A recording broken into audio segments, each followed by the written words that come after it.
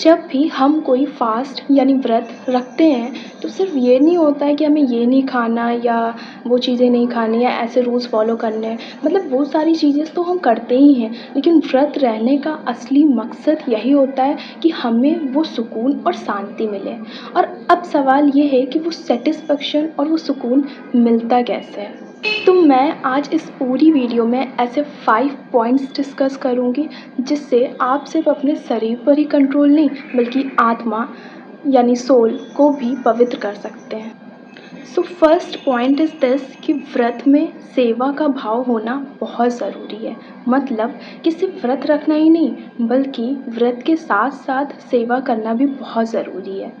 जब हम किसी भूखे को खाना खिलाते हैं, किसी ज़रूरतमंद की हेल्प करते हैं, किसी दूसरे की तकलीफ़ को अपनी तकलीफ़ समझते हैं, तो ये चीज़ें भगवान तक ज़रूर पहुँचती हैं। भले ही यहाँ कोई आपकी चीज़ें नोटबुक में नोट ना कर रहा हो, लेकिन भगवान की नोटबुक में ज़रूर लिखी जाती है। सेकंड पॉइंट इज़ दिस कि व्रत का सच्चा अर्थ क्या है? इट मीन्स कि अगर हम बाहर से और अंदर तक देखें तो व्रत एक यात्रा है।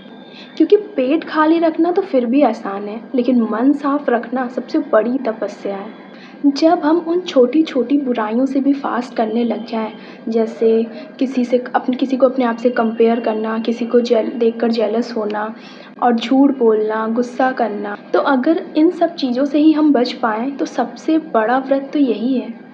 थर्ड पॉइंट इज़ दिस कि अंदर का व्रत इट मीन्स जैसे हम कुछ चीज़ों से बचते हैं, जैसे व्रत में ये वाला नमक खाना है, वो वाला नहीं खाना है, तो ऐसे ही हमें गलत सोच से भी दूर रहना होगा।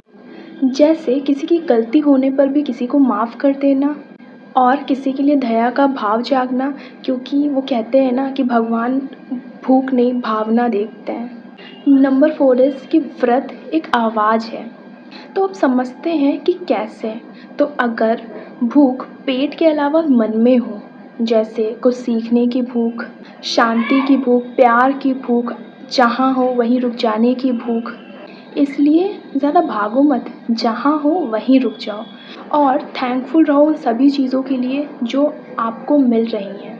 एंड लास्ट नंबर 5 व्रत और वार्निंग, क्योंकि व्रत का मतलब सिर्फ खाना छोड़ना नहीं होता है बल्कि अपनी बातों पर भी कंट्रोल करना होता है। जैसे किसी की शिकायत करना, किसी की बुराई करना या किसी ने आपको गलत बोल दिया तो आपने 100 बातें उल्टा सुना दी।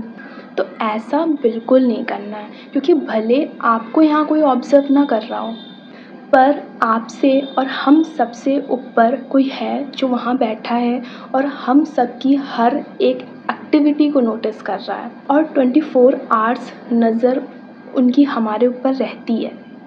तो अगर आप सच्चे हो, आप कुछ गलत कर नहीं रहे, आप किसी का गलत सोच नहीं रहे, तो भरोसा रखो वो आपके साथ कुछ गलत होने भी नहीं देगा। एंड तब तक के लिए स्टे स्ट्रॉन्ग, स्टे हैप्पी और अपने लिए बेस्ट वर्जन बनने की कोशिश करते रहना। एंड मिलते हैं जल्दी से नेक्स्ट वीडियो के साथ एंड थैंक्स फॉर वॉचिंग।